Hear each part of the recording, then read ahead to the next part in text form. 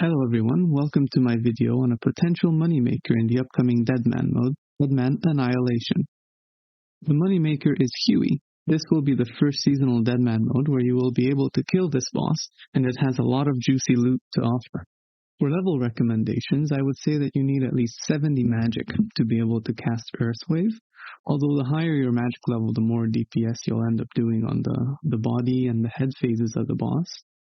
Alongside magic, you'll want a strength level of at least 60 to not be really slow during the tail phase, and either 55 or 70 attack, depending on what gear will be available on the Deadman market at the time. But I'll get a little bit more into that later. All in all, the requirements aren't very steep to get started. For now though, let's talk a little bit about why this is a safe method. In Deadman Annihilation, a new mechanic will be introduced where you only lose what's on you when you die, so everything in your bank remains safe even if you end up dying.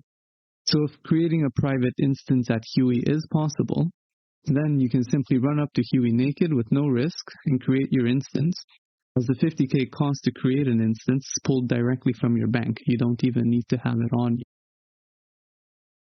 Now, all of this is based around the assumption that you can create an instance at Huey in the first place. As this is the first Deadman mode since its release, it's kind of hard to say.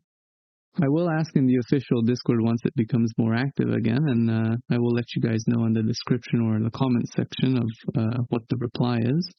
However, that being said, the wiki for the year-round Deadman mode server mentions a change that would imply that it is possible. It states that creating a private instance for Huey is no longer possible if you are Scold, which would then imply that if you are unscold, it should still be possible. But again, we will just have to wait and see what they decide to do with this in the seasonal Deadman Annihilation. Let's talk about the loot. The three main obvious pieces of loot are the wand, the tome, and the hides. All three of these are fairly useful items, as the wand gives plus 10% magic damage boost, which makes it very appealing for PKers, as well as it being a Dragonbane weapon, makes it appealing for PVMers as well for grinding more Huey, using it at chambers, or even at Adamant and Rune Dragons to grind out an early or late game Dragon Crossbow. It's not as good as the Staff of the Dead, for example, but the risk factor of getting one of those is much higher. Especially since previous Deadman modes, clans would constantly camp God War's Dungeon. The tome isn't the most useful of items, as there are better alternatives to it that aren't that hard to obtain, such as the Unholy Book from Solving Clues, but it's not entirely useless either, as it boosts Earth spells by 10%, which is great for some PVM. However, for PvP, the Tome of Fire drastically outscales it, with massive 50% added damage to fire spells. So this won't really be used in many PvP situations. On the other hand, the hides will be quite useful as it's on par with Blessed D hides, and it's not that bad of an alternative to Carol's either. Especially with the added melee defensive bonuses it provides, it can be quite handy in some cases. This can make it useful for both PVMers and PvPers alike, as well as it likely being cheaper too, as it is much more common to obtain than Carol's will be. Alongside the uniques, you also have some notable normal drops, such as noted raw sharks, rune darts, and dragon bones.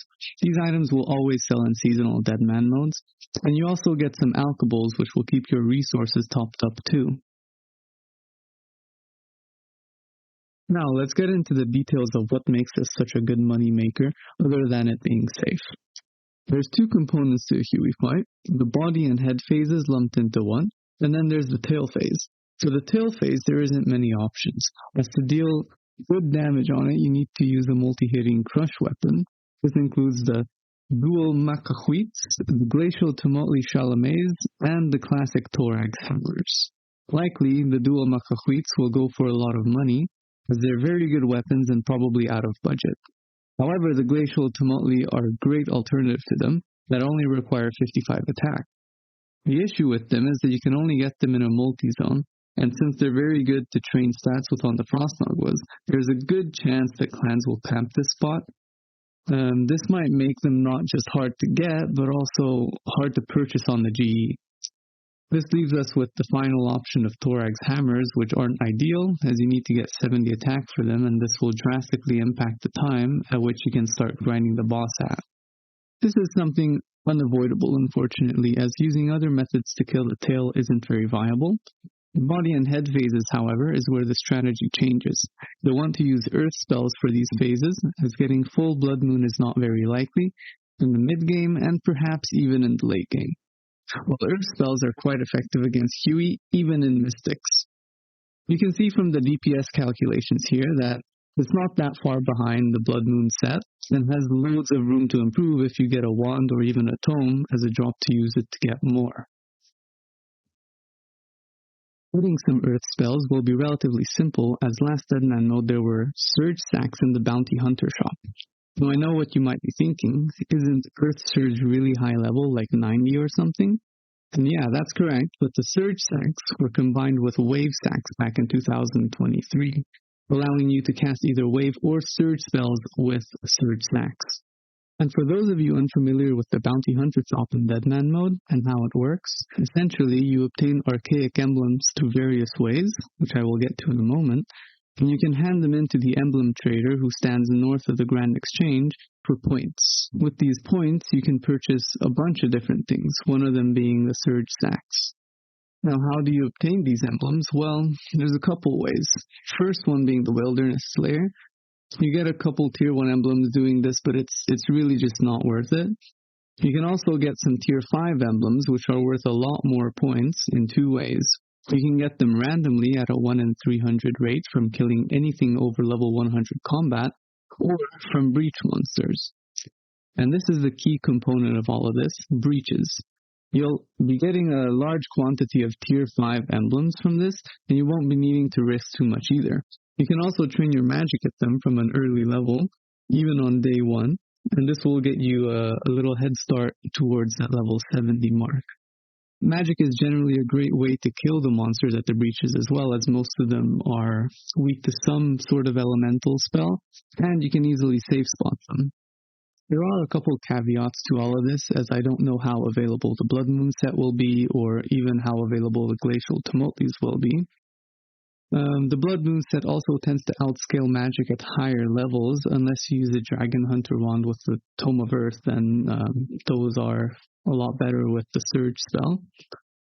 I also don't know what PVM sigils there will be this time around, as this could also change your approach a lot too. Based on the previous Deadman sigils, it shouldn't matter too much, as they tend to balance these pretty well. Hopefully we get to know more details about Deadman Annihilation soon and can start theory crafting even more precisely. And I hope you enjoyed this video. Bye.